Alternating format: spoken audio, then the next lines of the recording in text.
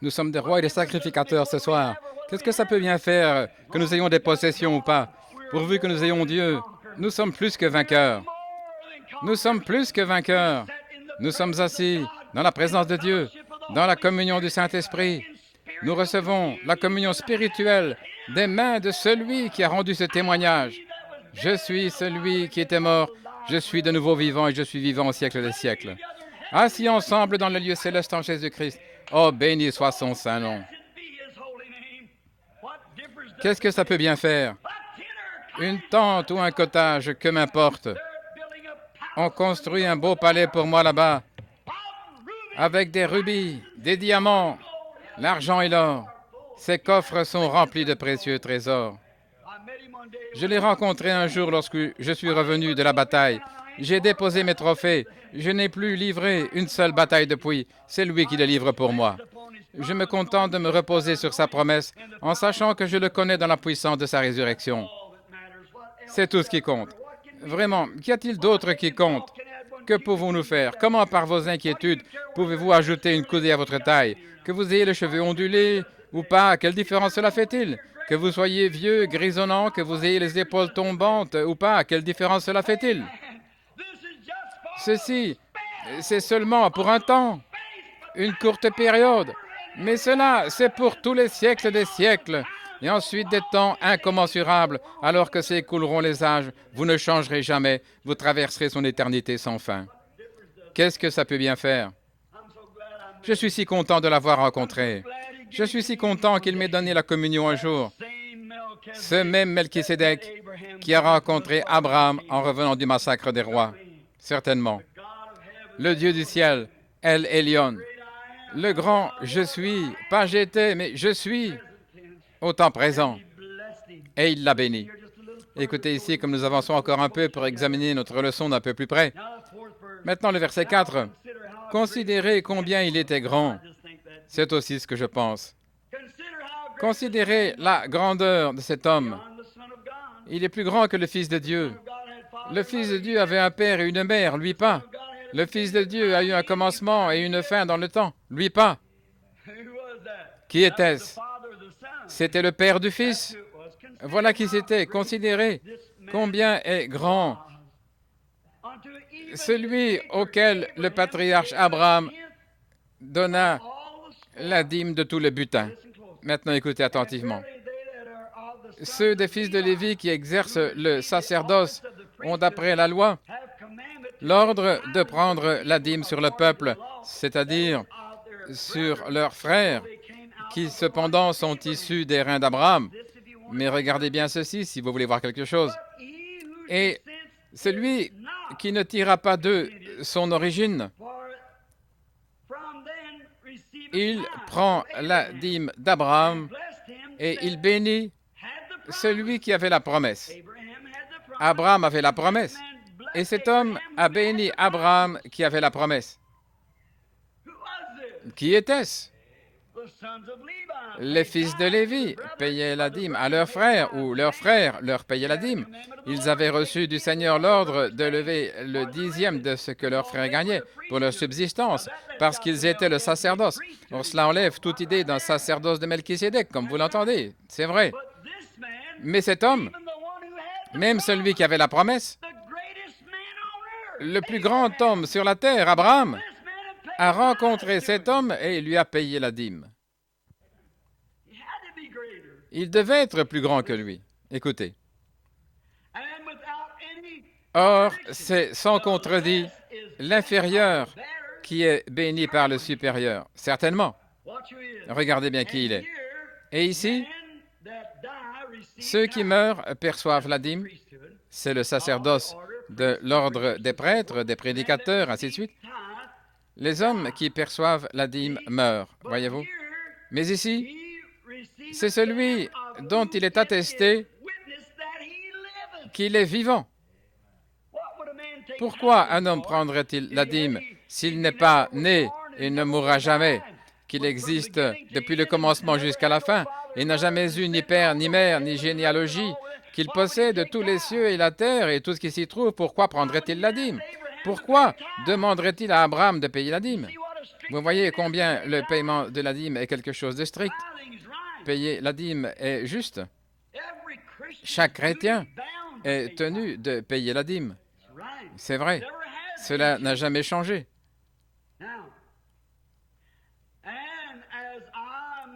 Et comme je puis dire aussi, Lévi, qui perçoit la dîme, l'a payé en Abraham.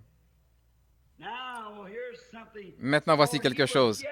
Car il était encore dans les reins de son père lorsque Melchisédek alla à sa rencontre. Quoi? Lévi? Abraham était l'arrière-arrière-grand-papa de Lévi. Et la Bible dit ici que Lévi a payé la dîme quand il était dans les reins d'Abraham. 4 générations avant qu'il vienne au monde, il payait la dîme à Melchisédek. Béni soit le nom du Seigneur. Alors, vous qui ne pouvez pas croire à la prédestination, à la prédétermination, et ici, 4 générations avant que Lévi sorte des reins d'Abraham, il payait la dîme à Melchisédek. J'aimerais qu'on ait le temps d'examiner ça en parcourant l'Écriture. Si vous preniez, par exemple, Jérémie 1,4, Dieu a dit, « Je te connaissais avant même que tu aies été formé dans le sein de ta mère.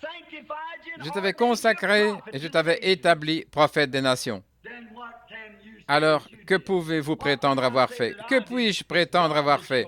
C'est Dieu qui exerce sa miséricorde. Dieu nous connaissait avant la fondation du monde. Il ne veut pas qu'aucun périsse, certainement pas. Mais s'il est Dieu, il savait qui serait sauvé et qui ne serait pas sauvé, sinon il ne savait rien. S'il ne savait pas qui arriverait à l'enlèvement avant même que le monde ait été formé, alors il n'est pas Dieu. S'il est infini, il connaissait chaque puce, chaque mouche, chaque poux qu'il y aurait un jour sur la terre, avant même que la terre soit formée. C'est vrai. Il savait toutes choses. Avant la fondation du monde, il nous connaissait. La Bible dit qu'il nous connaissait et nous avait prédestinés. Réglons ceci une fois pour toutes. Revenons dans Éphésiens au chapitre 1. Au chapitre 1 d'Éphésiens, pendant un instant, j'aimerais prendre ici une minute pour lire, pour que vous puissiez vraiment comprendre que ce n'est pas juste quelque chose que j'essaie de vous dire, c'est quelque chose que Dieu essaie de vous dire. Maintenant, écoutez ceci vraiment attentivement. Au chapitre 1 d'Éphésiens, Paul, apôtre de Jésus-Christ, par la volonté de Dieu. Le même homme qui a écrit l'épître aux Hébreux écrit cette épître aux saints. Ceci ne s'adresse pas aux incroyants, mais aux saints, les sanctifiés, qui sont à Éphèse et aux fidèles en Jésus-Christ. Que la grâce et la paix vous soient données de la part de Dieu notre Père et du Seigneur Jésus-Christ. Béni soit Dieu, le Père de notre Seigneur Jésus-Christ, qui nous a bénis de toutes sortes de bénédictions spirituelles dans les lieux célestes, selon que lui, écoutez attentivement, selon que lui nous a choisis en lui avant la fondation du monde. Qui est le nous? C'est l'Église. Il nous a choisis en lui, Christ, avant la fondation de la terre, pour que nous soyons saints et irrépréhensibles devant lui dans l'amour, nous ayant prédestinés à l'adoption de ses enfants par Jésus-Christ selon le bon plaisir de sa volonté. Qui a fait ça? C'est Dieu. Dieu savait dès le commencement qui serait sauvé et qui ne serait pas sauvé. Bien sûr, il ne voulait pas qu'aucun périsse, mais il n'a pas envoyé Jésus ici pour voir si vous auriez une réaction du genre « Eh bien, pauvre Jésus, j'ai vraiment de la peine pour lui. Peut-être que je devrais recevoir le salut. » Non, monsieur, Dieu savait au commencement qui serait sauvé et qui ne le serait pas. Et donc, comme il savait que quelques-uns le seraient, alors il a envoyé Jésus pour faire l'expiation pour ceux qu'il a connus d'avance. Car ceux qu'il a connus d'avance, il les a appelés. Et ceux qu'il a appelés, il les a justifiés. Ceux qu'il a justifiés, Il les a au temps passé glorifiés. Voilà. Alors, ce n'est pas vous qui vous gardez vous-même, c'est la grâce de Dieu qui vous garde. Vous ne vous êtes pas sauvé vous-même. Vous n'avez rien fait pour mériter d'être sauvé. C'est la grâce de Dieu qui vous a sauvé. La grâce de Dieu vous a appelé. La préscience de Dieu vous connaissait. Il savait que vous seriez dans cette église ce soir, avant même la fondation du monde, s'il est infini. S'il ne l'est pas, il n'est pas Dieu. S'il savait toutes choses, il était Dieu. S'il ne savait pas toutes choses, il n'était pas Dieu. S'il est le Dieu Tout-Puissant, il peut tout faire. S'il ne peut pas tout faire, il n'est pas le Dieu Tout-Puissant. Vous y voilà. Alors, comment pouvez-vous affirmer que ça dépend de quelque chose que vous pouvez faire? Vous ne pouvez rien faire. C'est la grâce même de Dieu que vous soyez ici. Rien que vous puissiez faire. C'est Dieu qui vous a appelé par sa grâce. Vous avez écouté, vous avez entendu, vous avez accepté. Dites, frère Branham, comme ça, on peut se permettre n'importe quoi. Certainement, vous êtes libre. Eh bien, cet homme-là peut faire tout ce qu'il veut, absolument. Je fais toujours ce que je veux. Mais si vous êtes un chrétien, vous ne voulez pas faire le mal. Il y a un petit bout de femme assis là, au fond, là, mon épouse, et je l'aime avec tout ce qui est en moi. Même si je savais que je peux sortir avec une autre femme et m'en tirer, aller lui raconter en disant « Mesdames, j'ai fait quelque chose de mal », pensez-vous que je le ferais? Si je l'aime correctement, je ne le ferai pas. C'est vrai. Maintenant, si je disais « Oh, je ne peux pas le faire parce que, je vais vous dire quoi, elle divorcerait d'avec moi, oh, je suis un prédicateur. » Voyez-vous, ce que ça ferait? Avec ça, je serais forcé de renoncer à la chair si elle divorçait de moi. Un homme divorcé, et j'ai 3 enfants, c'est impensable pour moi. Oh là là, si c'est comme ça, alors c'est encore la loi. Le fait que je l'ai épousée, ce n'est pas une affaire de légalité. Ce qui fait que je lui suis fidèle, ce n'est pas une affaire de légalité, c'est parce que je l'aime. Je ne suis pas obligé de faire quoi que ce soit, je le fais volontairement, parce que c'est une histoire d'amour. Et si vous aimez votre femme, vous ferez la même chose.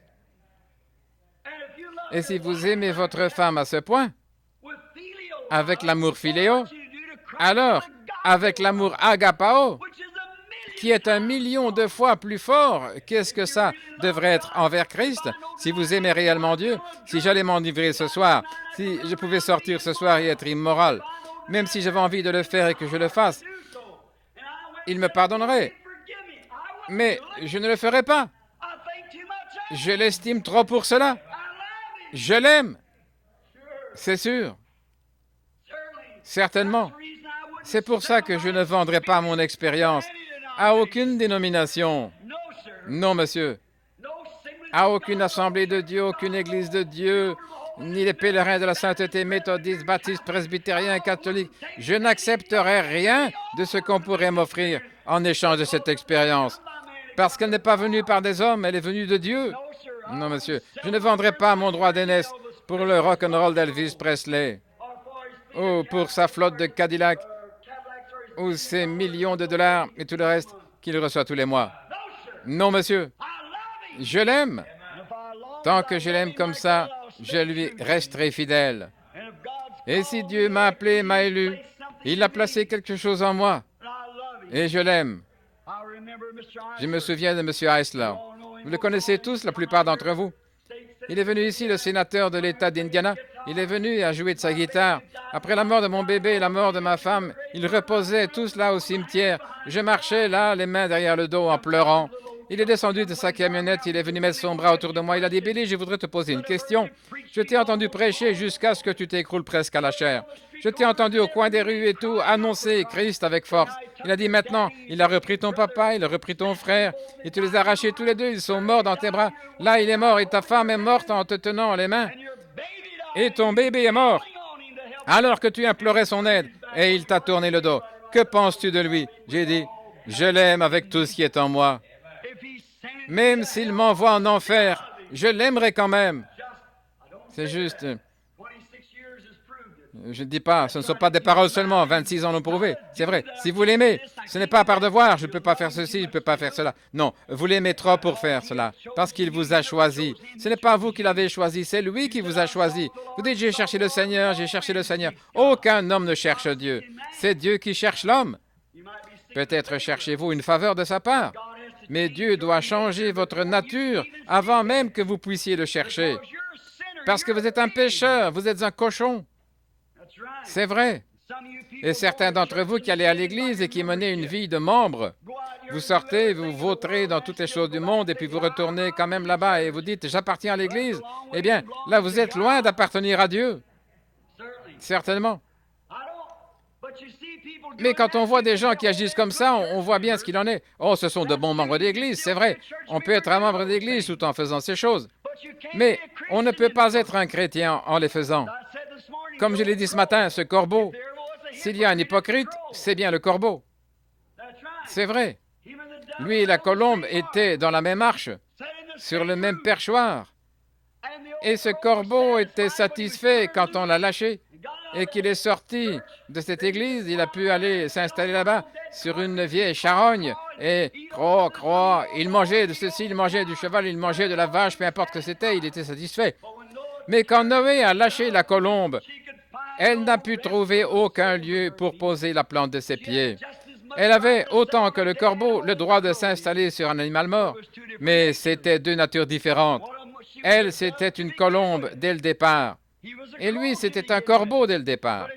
Mais si vous remarquez, ce corbeau peut s'installer là, sur une charogne, et en manger la moitié de la journée. La colombe va s'installer dans un champ de blé et en manger la moitié de la journée.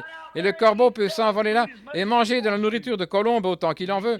Il peut manger autant de blé que le corbeau ou que la colombe. Mais le corbeau peut manger de la nourriture de colombe, mais la colombe ne peut pas manger de la nourriture de corbeau. C'est vrai. Donc cet hypocrite peut venir à l'église, se réjouir, pousser des cris de joie, louer le Seigneur et tout ça, puis s'en retourner et prendre plaisir aux choses du monde. Mais un chrétien né de nouveau ne peut pas faire ça, parce que l'amour de Dieu le contraint au point qu'il ne peut pas le faire. Alors, si vous êtes un chrétien seulement parce que vous avez adhéré à l'Église et que vous avez cessé de faire ceci et cela, mais que ce même désir est toujours là, vous avez besoin d'être plongé de nouveau. C'est tout à fait vrai. Et vous, les femmes, vous pouvez porter ces petits shorts et sortir dans la rue et prétendre ensuite être croyante. Vous êtes une croyante, mais vous êtes un piètre exemple. Si vous aviez vraiment Christ dans votre cœur, vous ne seriez pas porté à avoir ce genre de choses à l'esprit, peu importe ce que font les autres femmes et les autres filles, vous seriez différente, parce que vous aimez trop Christ. J'ai parlé à une femme l'autre jour dans une maison, les mains en l'air comme ceci, elle disait « Révérend Branham, je suis presque nue ici dans ma maison, je me promène comme ça. » J'ai pensé « Honte à vous. Dans votre propre maison, peu importe où vous êtes, c'est vrai. Habillez-vous et conduisez-vous comme une femme, comme une dame doit le faire. Honte à vous. » Mais vous continuez. La Bible dit, si vous aimez ces choses, les choses du monde, l'amour de Christ n'est même pas en vous. Si vous aimez le Seigneur, vraiment de tout votre cœur, de toute votre âme, de toute votre pensée, vous ne mettrez pas ces saletés, ces choses dégoûtantes. C'est vrai. Et toi, le diacre, et vous autres ici, qui vous précipitez dans la rue en tendant le cou et en reluquant toutes ces femmes.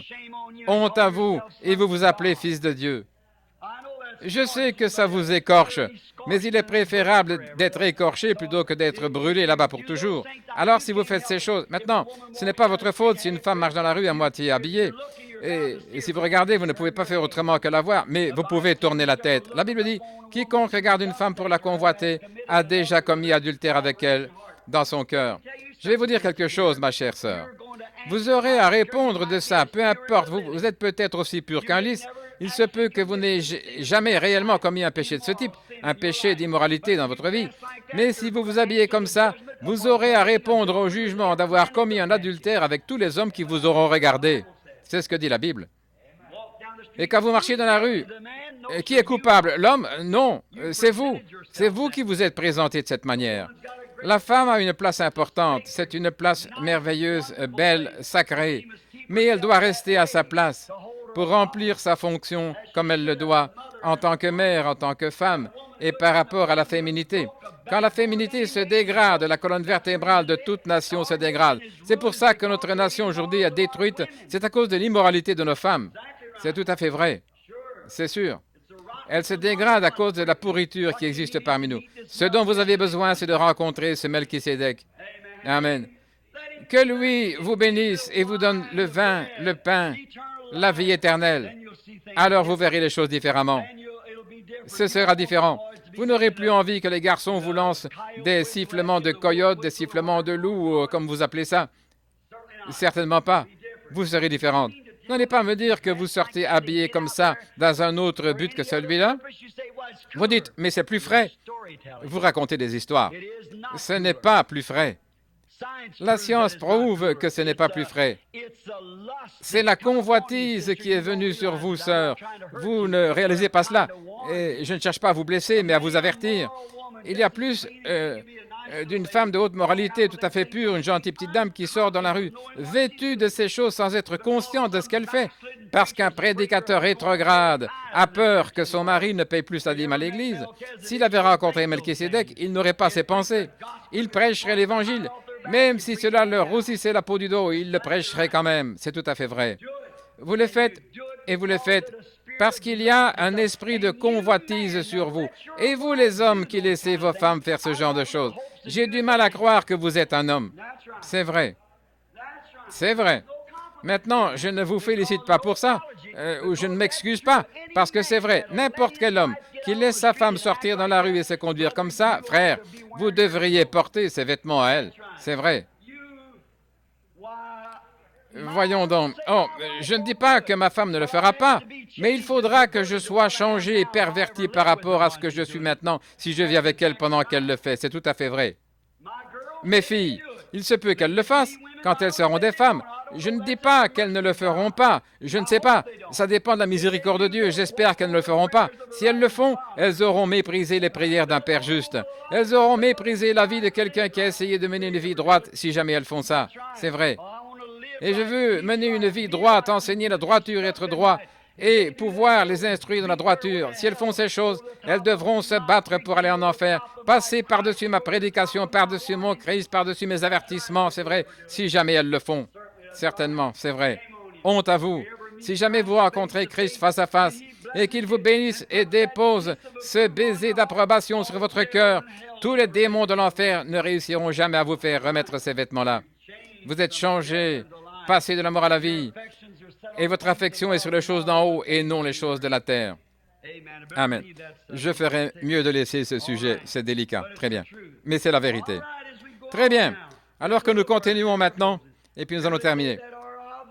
Ce sont les fils de Lévi qui reçoivent la dîme du sacerdoce et ont, d'après la loi, l'ordre de prendre la dîme sur le peuple, c'est-à-dire de leurs frères, qui cependant étaient issus des reins d'Abraham, et lui, qui ne tirait pas de son origine,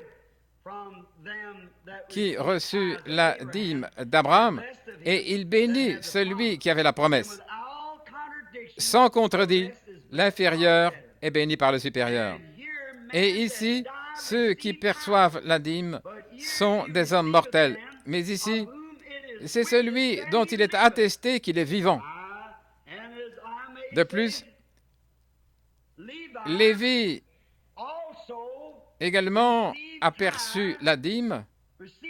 Il a perçu la dîme, il l'a payée en Abraham, car il était encore dans les reins de son père lorsque Melchisédek le rencontra. Votre attitude à l'égard de Christ influencera grandement ce que seront vos enfants. Votre vie que vous vivez devant votre famille influencera ce que seront vos enfants. En effet, la Bible dit qu'il punirait l'iniquité des parents sur les enfants jusqu'à la 3e et 4e génération. Maintenant, encore quelques instants avant de terminer. Et donc, si la perfection, voilà de nouveau votre perfection, avait été possible par le sacerdoce lévitique, car c'est sur ce sacerdoce que repose la loi donnée au peuple, qu'était-il encore besoin que paraisse un autre sacrificateur selon l'ordre de Melchisédek, et non selon l'ordre d'Aaron, la loi, le légaliste. Voyez, oh, vous devez faire ceci, si vous ne faites pas ceci, vous n'êtes pas un chrétien, si vous n'observez pas le sabbat, si vous mangez de la viande, si vous faites ces choses, toutes ces idées légalistes, vous devez aller à l'église. Si vous ne le faites pas, vous devrez faire pénitence, vous devrez faire une neuvaine. Ces choses sont absurdes. Vous êtes sauvés par la grâce de Dieu, par la préscience de Dieu, par sa prédestination. Dieu a appelé Abraham par prédestination, par préscience. Il a haï Ésaü et aimé Jacob avant que l'un ou l'autre soit né. C'est vrai. C'est la préscience de Dieu qui sait toutes ces choses. Alors vous dites, ça sert à quoi de prêcher l'Évangile? Maintenant, je vais vous dire ceci. Paul a répondu à ça, ou plutôt Jésus. Voici Jésus. Il a dit, le royaume des cieux est semblable à un homme qui est allé à un étang ou à un lac et y a jeté le filet.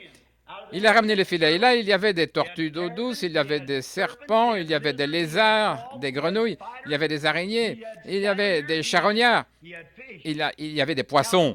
Alors cet homme, il pêche au filet. C'est comme l'Évangile. C'est comme maintenant, je suis en train de prêcher l'Évangile. Je jette simplement le filet, je le ramène. Et je dis que tous ceux qui le veulent, qui que ce soit, qu'ils viennent. Et des gens s'avancent à l'autel, ils se rassemblent autour de l'autel, ils prient, ils pleurent. Je ne sais pas distinguer l'un de l'autre, ce n'est pas à moi de le faire, je n'ai pas été envoyé pour juger. Mais certains d'entre eux sont des grenouilles. Certains sont des lézards. Certains sont des serpents, certains des tortues, et certains sont des poissons. Ce n'est pas à moi de juger. Je dis, Père, voici ce que j'ai retiré de là. Mais la grenouille était une grenouille dès le départ. L'araignée, cette araignée va rester là, regarder autour d'elle pendant un petit moment, elle va rouler ses gros yeux en regardant, et elle va dire, vous savez quoi? J'en ai assez de tout ça, ras-le-bol, ploc, ploc, ploc, et puis ils s'en vont. La dame serpent va lever la tête et dire, eh bien, vous savez quoi? S'ils se mettent à prêcher comme ça et contre les shorts et tout, c'est une attaque contre moi, alors je vais m'éloigner de cette bande d'exaltés. C'est tout ce qu'ils sont. Tu étais un serpent dès le départ, exactement. Oui. Et voici Monsieur le crapaud, avec un énorme cigare au bec, comme un taureau écorné du Texas. Il se tient à regarder, il dit, eh bien, moi, fumer, ça ne m'a jamais culpabilisé. Je vais me tirer d'ici au plus vite. Eh bien, espèce de crapaud, c'est comme ça que tu étais dès le départ. Exactement. Exactement. Votre nature prouve ce que vous êtes. Votre vie indique, reflète ce que vous êtes.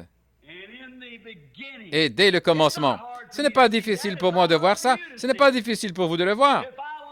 Si je me rendais chez Roy Slaughter, le fermier ici, et que je vois les cochons sur le tas de fumier en train de manger du fumier, je n'y verrais rien de mal, c'est un cochon. Mais si je voyais un agneau là-haut sur ce tas de fumier, je me poserais des questions. Voyez? Vous n'en faites pas, vous ne l'y verrez pas. Il ne pourrait pas supporter ça. C'est vrai. Et un homme qui est né de l'Esprit de Dieu déteste les choses du monde. C'est vrai. Car si vous aimez le monde ou les choses du monde, l'amour de Dieu n'est même pas en vous. Si je sortais tous les jours avec des femmes et qu'en rentrant je dise à mon épouse que je l'aime, elle saurait que je suis un menteur. Mes actions parleraient plus fort que mes paroles. Certainement. Je lui prouverais que je ne l'aime pas, parce que je ne lui serais pas fidèle. Si elle me disait qu'elle m'aime et que toutes les fois que je pars, elle va avec quelqu'un d'autre, cela prouverait qu'elle ne m'aime pas. C'est vrai. Ses actions le prouveraient. Peu importe combien elle essaierait de me dire « Bill, je t'aime, il n'y a personne d'autre au monde que toi », je saurais qu'elle est une menteuse. Et quand vous essayez de dire « Seigneur, je t'aime » et que vous faites les choses du monde, Dieu sait que vous êtes un menteur dès le départ. Ah. Ça sert à quoi d'accepter une espèce de demi-expérience, quelque chose comme ça, alors que les grandes étendues du ciel sont remplies de la chose réelle?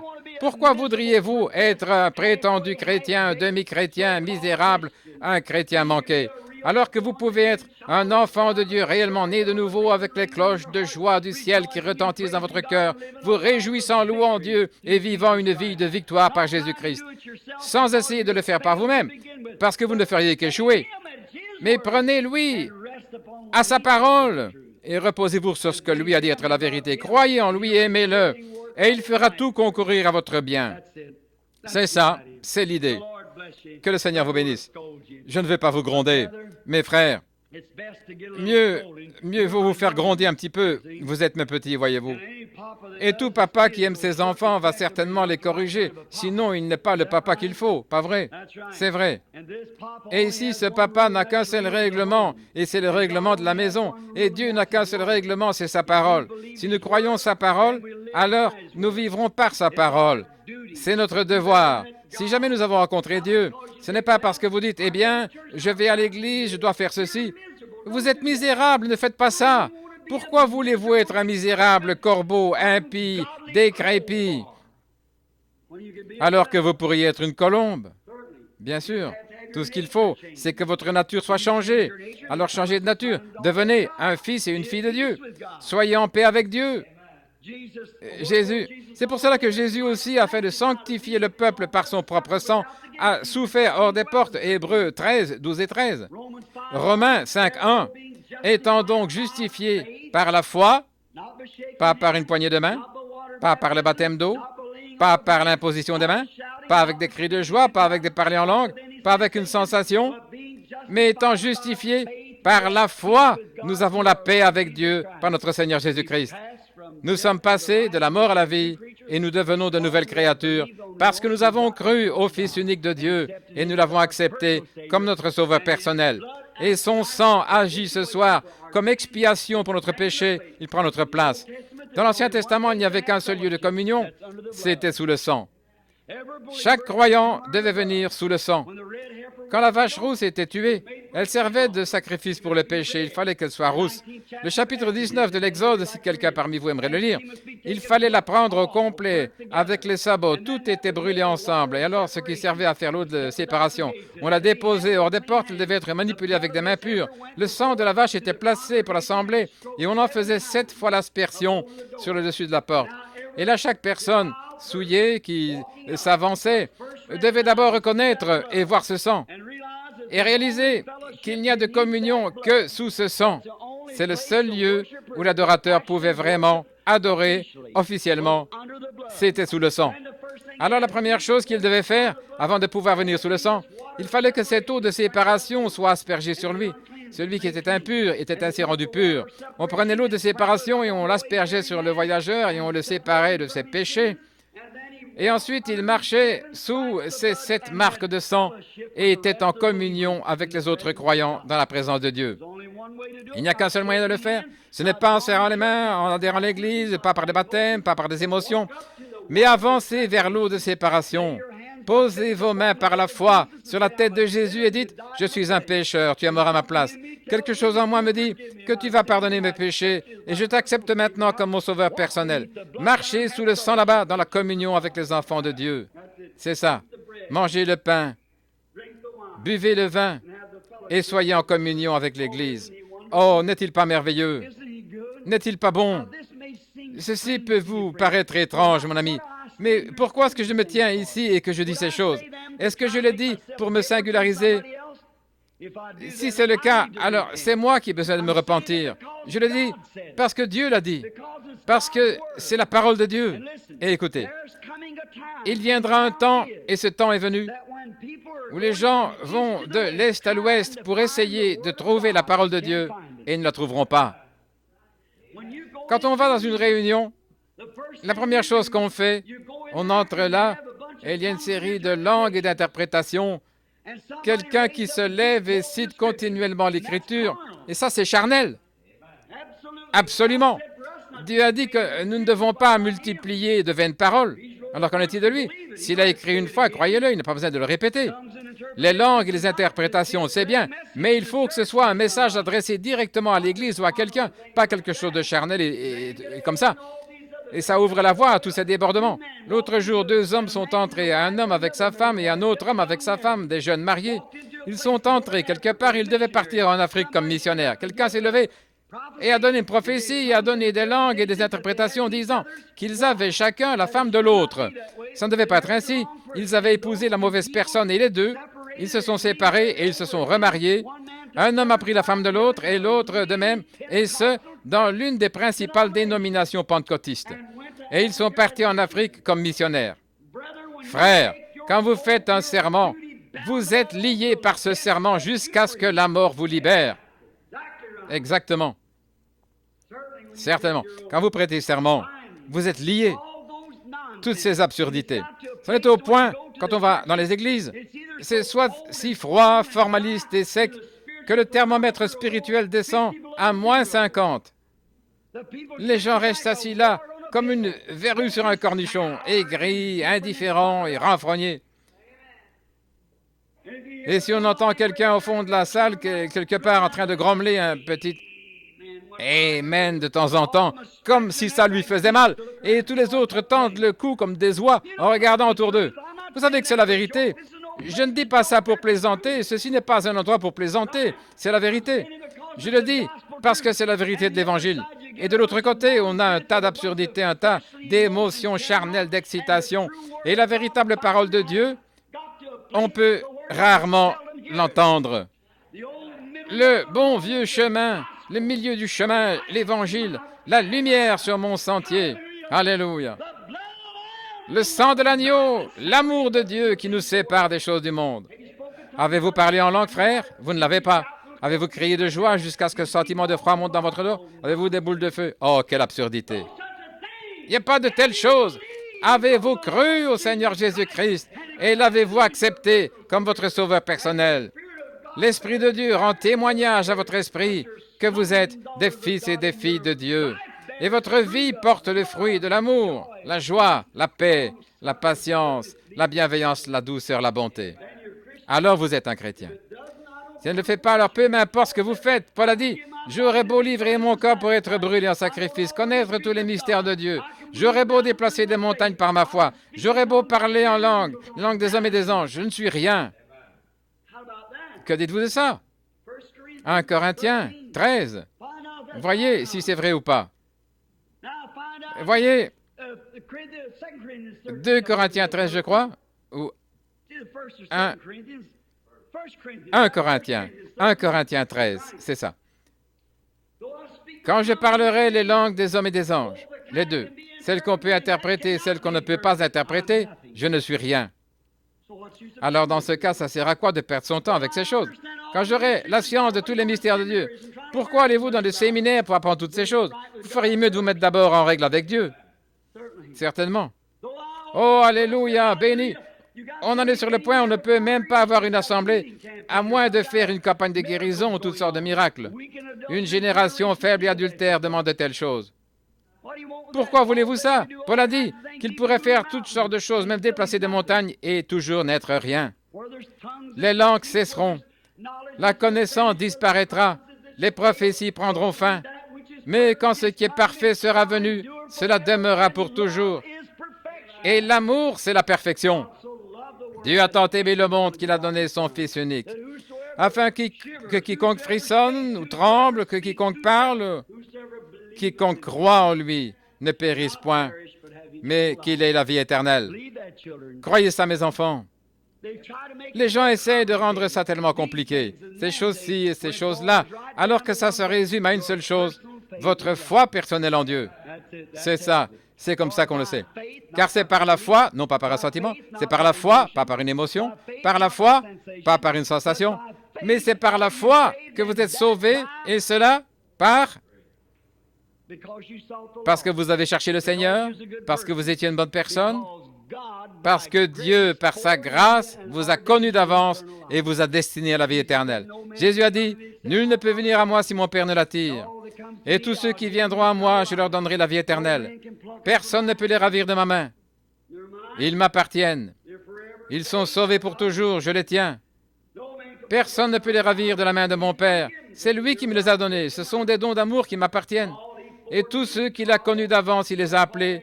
Il n'appelle personne qu'il n'a pas connu d'avance. Tous ceux qu'il a appelés, il les a justifiés. Et tous ceux qu'il a justifiés, il les a glorifiés. Alors vous voyez, nous sommes dans le repos parfait. Maintenant, je sais qu'il y a beaucoup de légalistes ici, 99% d'entre vous. Mais regardez, si vous voulez simplement accepter ceci, en comprenant bien que je ne cherche pas à avancer dans quelque chose, vous dites, bien frère Branham, j'ai toujours pensé que je devais faire ceci ou cela.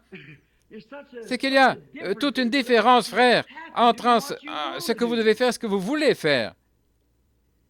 Vous êtes sauvés, pas parce que vous avez eu quoi que ce soit à voir là-dedans. Vous êtes sauvés parce que Dieu vous a sauvés avant la fondation du monde. Écoutez ici. La Bible dit, dans l'Apocalypse, à partir du début, je vous emmène maintenant à la fin, la Bible dit, dans l'Apocalypse, que quand la bête est venue, elle a séduit tous ceux qui étaient sur la terre. C'est ce qu'a fait la bête. Elle a séduit tous ceux sur la terre dont le nom n'a pas été écrit dans le livre de vie de l'agneau. Depuis que le réveil a commencé, est-ce que ça sonne juste? Depuis que le prédicateur a prêché ce puissant sermon, depuis que cet homme a été guéri, depuis la fondation du monde. Où est-ce que Jésus a été immolé? Au calvaire? Non, monsieur. Jésus a été immolé avant la fondation du monde. Voici l'agneau de Dieu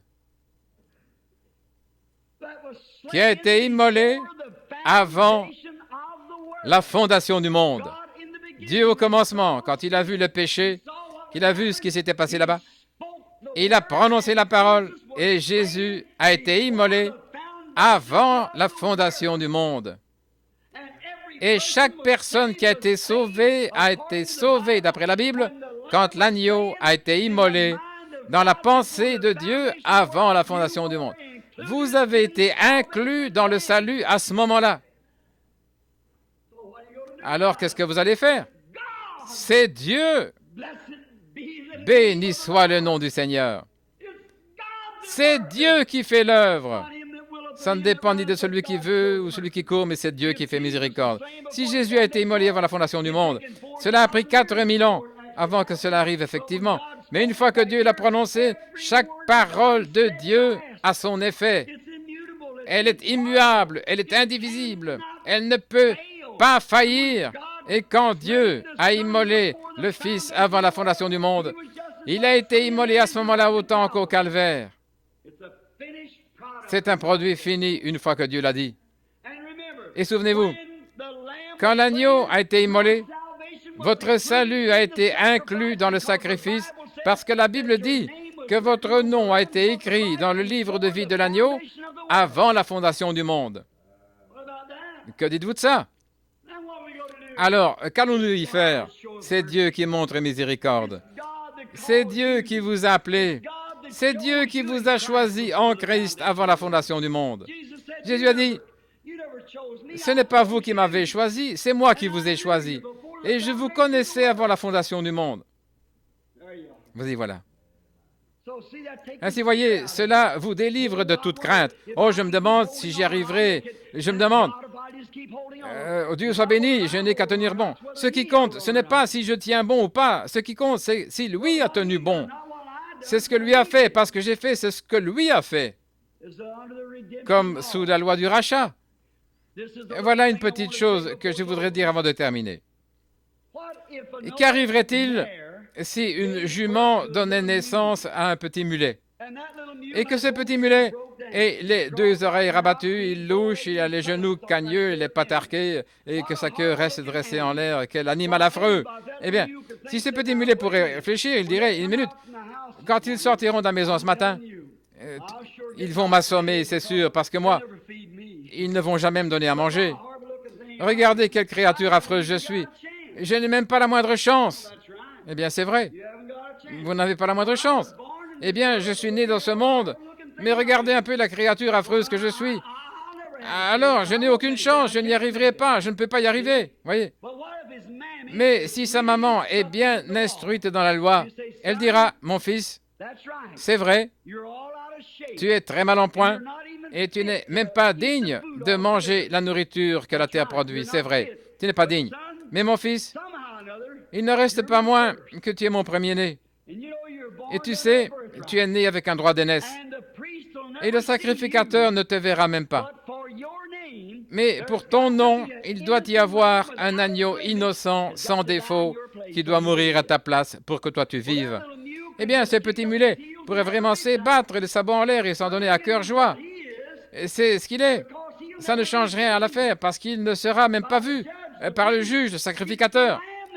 C'est l'agneau que le sacrificateur regarde, pas le mulet.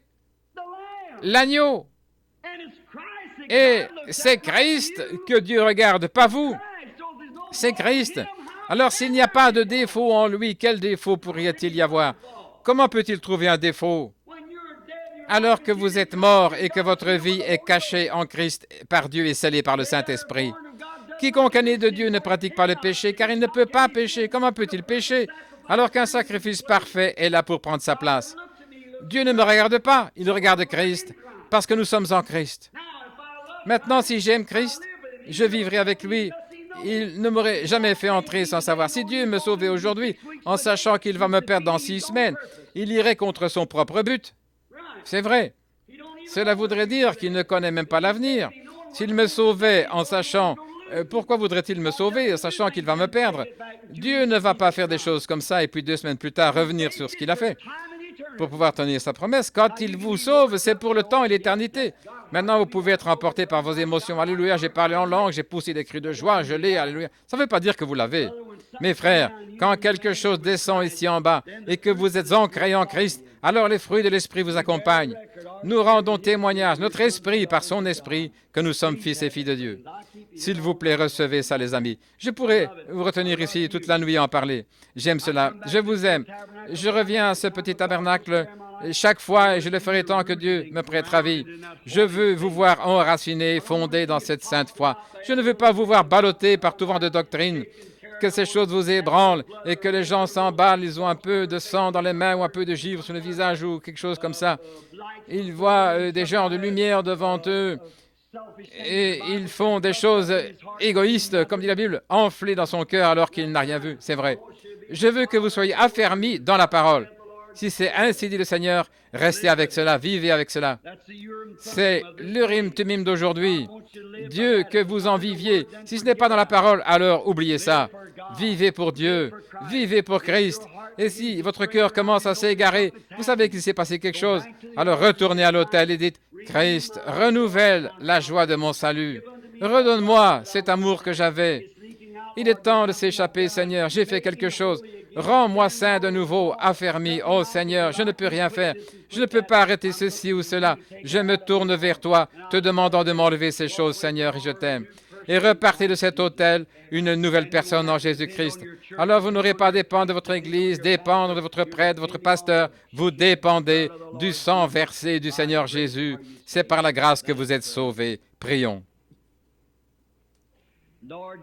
Seigneur, quels enseignements solides. Il est temps pour cette petite Église de recevoir de la viande et non plus le lait de la parole. Nous sommes restés trop longtemps avec le lait, à donner son biberon au bébé, mais nous devons avoir de la nourriture solide, car le jour approche. Des temps très difficiles et périlleux sont proches, et il y aura plus de problèmes sur la route. Nous savons qu'il n'y aura jamais de temps meilleur. Nous savons que nous sommes à la fin. Les temps vont continuer à empirer toujours jusqu'à ce que Jésus revienne selon les Écritures. Nous ne pouvons rien leur promettre dans cette vie, mais dans la vie à venir, nous pouvons leur promettre la vie éternelle par ta parole, s'ils croient au Fils de Dieu et l'acceptent comme leur propitiation, comme celui qui a pris leur place, comme celui qui a pris leur péché. Accorde-le maintenant. Que les incroyants deviennent des croyants. Que ceux qui font profession dans l'Église ce soir, qui ont professé la religion et se contentent de mener une vie d'Église, qu'ils reçoivent une expérience avec Dieu, qu'un tel amour vienne dans leur cœur, qu'ils pleureront pour leurs péchés, mourront à eux-mêmes et naîtront de nouveau par le Saint-Esprit, étant doux, gentils, aimants et remplis de joie et de bénédiction. Qu'ils vivent une telle vie, qu'ils deviennent tellement salés, que les gens autour d'eux auront soif d'être comme eux. Accorde le Seigneur, car nous le demandons en son nom. Et alors que nous avons la tête inclinée, je me demande ce soir si quelqu'un ici voudrait dire, Frère Branham, si j'étais pesé dans la balance de Dieu en ce moment, je ne pourrais jamais, jamais, jamais atteindre la qualification dont vous parlez ce soir. Je voudrais que vous vous souveniez de moi dans la prière pour que je change mes voies et que Dieu entre et retire de moi ces absurdités et fasse de moi un vrai chrétien. Voulez-vous lever la main pour la prière? Que Dieu vous bénisse, que Dieu vous bénisse, que Dieu vous bénisse au fond, que Dieu vous bénisse, monsieur, que Dieu vous bénisse, frère, sœur.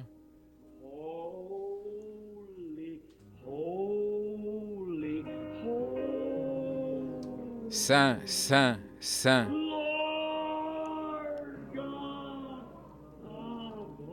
Seigneur Dieu des armées.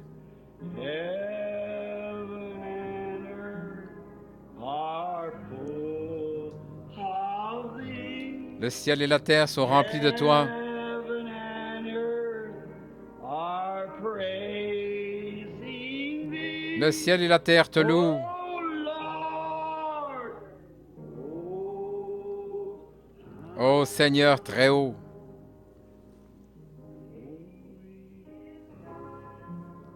as you're thinking now, Pendant que vous réfléchissez maintenant, que vous priez, as you feel convinced vous vous that sentez you've been convaincu wrong que and vous you avez wanna eu be tort, right, que vous voulez marcher would you droit. just raise your hand Voudriez-vous and say, simplement lever la God, main make me et dire what I « ought Oh to be. Dieu, God fais bless de you, moi young ce que je lady. dois être.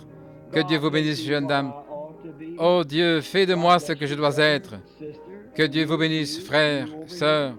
vous et vous ici. Day is dying. Le jour se meurt. I know it's hard, friends, Je but sais que c'est better know difficile, the mes truth. amis, mais mieux vaut connaître la vérité maintenant. Now quietly Maintenant, pray. doucement, priez. Holy, holy.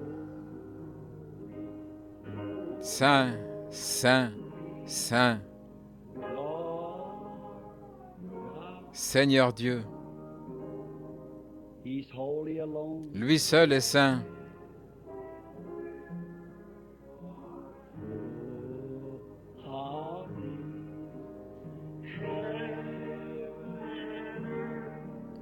Le ciel et la terre te louent. Ô Seigneur très haut, Père céleste, alors que le soleil se couche le soir, les rouges-gorges se rassemblent dans les arbres avec leurs bien-aimés. Les oiseaux vont tous dans leur nid. Les colombes s'envolent sur les fils bien hauts pour que les serpents ne les dérangent pas durant la nuit. Elles restent là et roucoulent l'une à l'autre jusqu'à ce qu'elles s'endorment. Finalement, le soleil se couche. Un jour, nous arriverons à cette heure-là. Il y aura un coucher du soleil. Je ne sais pas quand, Seigneur, mais il y a des gens ici ce soir qui sont convaincus qu'ils ont eu tort. Et ils veulent arriver là comme Lincoln y est arrivé au moment de mourir. Il a dit « Tournez mon visage vers le soleil couchant ». Et il a commencé « Notre Père qui es aux cieux ». Comme Moody autrefois, il a dit « C'est ça la mort, mais c'est le jour de mon couronnement ». Ô Éternel, reçois-les en ce moment par la foi alors qu'ils sont assis là à leur place. Tu as frappé à leur cœur, à leur place, c'est là leur autel. C'est maintenant le temps où tu les reçois en ce moment même. Tu as dit, je ne mettrai pas dehors celui qui vient à moi. Et un jour, quand le soleil se couchera, la femme ou le mari se tiendra près du lit, les médecins se seront retirés. Oh, Saint, Saint, ce beau et doux silence, juste avant le coucher du soleil. C'est alors que nous pourrons nous relever et dire, coucher du soleil, étoile du soir, un appel clair pour moi. Puisse-t-il n'y avoir aucune plainte à la barre quand je quitterai le port? Oh Dieu, accorde-leur cela en cette heure, pendant qu'ils attendent, attendant que la bénédiction de Dieu vienne sur eux. Débarrasse-les de tout ce tempérament colérique, de tout ce qui est du monde, et crée en eux un cœur nouveau. Tu as dit, j'ôterai l'ancien cœur, et je mettrai un cœur de chair, et je mettrai mon esprit dans ce cœur. Et ils suivront mes ordonnances et observeront mes commandements, parce que c'est une ordonnance d'amour et non par devoir. C'est par l'amour. Et l'amour nous contraint à agir. C'est un devoir d'amour qui nous contraint. C'est notre devoir de suivre l'amour. Et je te prie, ô Dieu, de donner cela à chaque cœur, tous ceux qui ont levé la main ce soir. Et ceux qui n'ont pas levé la main, que maintenant, par la grâce, ils lèvent la main pour t'accepter et être remplis de ton esprit de cette manière douce, agréable, tranquille, humble, et être remplis de grâce, repartant d'ici étant des personnes changées. Oh, comme les oiseaux chanteront différemment, comme tout le monde sera différent après cette heure. Ô Seigneur, très haut. Holy, holy, holy.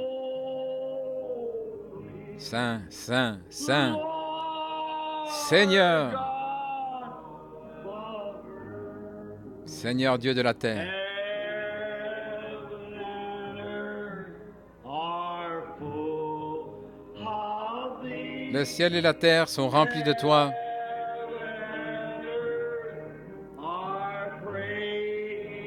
Le ciel et la terre te louent. Ô Seigneur très haut. Vous maintenant qui avez la tête inclinée, vous qui avez levé la main pour qu'on pense à vous dans la prière, sentez-vous que Dieu vous a parlé d'une certaine manière maintenant, pas par une émotion, mais juste quelque chose tout au fond en vous. Vous sentez que Dieu vous a donné la vie éternelle. Vous sentez que ce soir, vous repartez de l'Église une personne différente. Voulez-vous lever de nouveau la main ce soir? Que Dieu te bénisse, fils. Que Dieu vous bénisse, frère. Que Dieu vous bénisse, sœur. Que Dieu vous bénisse, c'est vrai. Je repartirai de cette Église ce soir une nouvelle personne. Des bébés nouveau-nés dans le royaume de Dieu. Qu'est-il arrivé? Je sais que c'est une pratique de venir à l'autel. C'est un autel méthodiste. Je veux dire, c'est une pratique méthodiste. Elle a été établie dans l'Église méthodiste au jour de John Wesley. Il n'en était pas ainsi à l'époque de la Bible. Tous ceux qui crurent furent ajoutés à l'Église. Vous pouvez croire où que vous soyez, dans un champ, dans la rue, n'importe où. N'importe où, le lieu n'y change rien, pourvu que vous acceptiez Christ comme votre sauveur personnel. C'est un acte du Saint-Esprit qui vient dans votre cœur. Quand vous croyez en lui, que vous l'acceptez, vous passez de la mort à la vie, et vous devenez de nouvelles créatures en Jésus-Christ.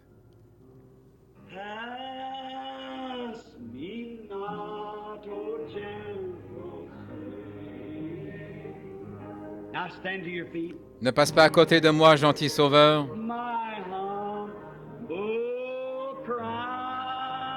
Écoute mon humble cri.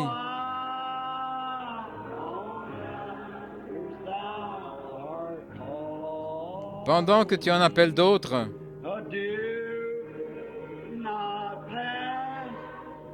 ne passe pas à côté de moi. Maintenant, je voudrais que le jeune homme et la dame, je pense que c'est sa femme, qui ont levé la main, voulez-vous lever à nouveau la main là, montrant qu'ils ont accepté Christ comme leur sauveur personnel. Le jeune homme assis ici, dans un fauteuil roulant, a accepté Christ comme votre sauveur. Il a senti que Dieu l'avait sauvé. Et les autres là au fond qui ont levé la main, levez-la de nouveau pour que les gens puissent vous voir, avoir communion avec vous. Donnez-leur la main et dites-leur que Dieu vous bénisse. Bienvenue dans le royaume de Dieu, mon frère, ma sœur. La communion, c'est ce que nous voulons. Serrez la main à ce jeune homme ici, dans le fauteuil. Que le Seigneur soit avec lui. C'est ça.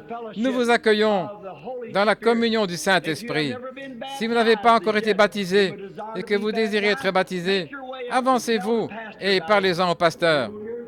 Le baptistère ici est même plein d'eau ce soir si vous voulez être baptisé. Tout est prêt. Le baptistère est prêt si quelqu'un veut être baptisé. La Bible dit, repentez-vous chacun de vous et soyez baptisés au nom de Jésus-Christ pour la rémission de votre péché et vous recevrez le don du Saint-Esprit. Car la promesse est pour vous et vos enfants, pour ceux qui sont au loin, en aussi grand nombre que le Seigneur notre Dieu les appellera. L'aimez-vous? Levez la main. N'est-il pas merveilleux? Est-ce que vous appréciez cet épître aux Hébreux? Vous l'aimez? Merveilleux. Maintenant, c'est de la correction. Oh, c'est sévère et direct. Mais c'est ce que nous aimons. C'est comme ça que nous la voulons. Nous ne la voulons pas autrement. Maintenant, croyez-vous que Paul a autorité pour la prêcher comme ça? Paul a dit, si un ange vient prêcher un autre évangile, qu'il soit anathème. Pas vrai? Donc nous l'aimons de tout notre cœur. Maintenant, je vais demander au pasteur de venir ici un instant. Notre très précieux frère, frère Neville, et il aura un mot à vous dire. Et alors, si le Seigneur le veut, nous nous verrons mercredi soir et nous organiserons pour aller chez frère Graham Snelling pour une soirée d'assemblée. Et puis, pour la prédication ici, nous continuerons avec les chapitres 7 et 8 mercredi soir. Frère Neville.